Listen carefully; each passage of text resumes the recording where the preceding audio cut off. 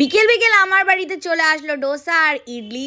কারণ আমার আর আমার মায়ের প্রচণ্ড খেতে ইচ্ছা করছিল। দেখো আমার মা মশলা ডোসা নিয়েছে, খাচ্ছে, আর তার সাথে সাথে মার আর্ট ওয়ার্ক না মা নিজে করছে তৈরি একটা ফ্রেম।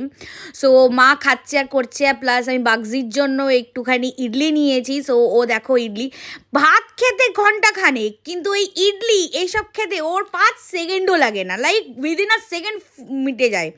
সো ওকে খাইয়ে দাইয়ে তারপরে আমি চলে আসলাম আমার ডোসা খেতে, কারণ আমি আগে ওকে খাওয়াই, তারপরে সবসময় আমি খাই, এটা আমার রুল। আমার মিশকা যখন ছিল তাই করতাম।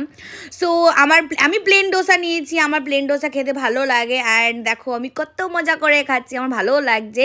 সো এরকম কার কার বাড়িতে বিকেলবেলা এই সব খাওয়া হয় আমাকে প্লিজ কমেন্ট ডাউন করে জানাতে ভুলো না কিন্তু।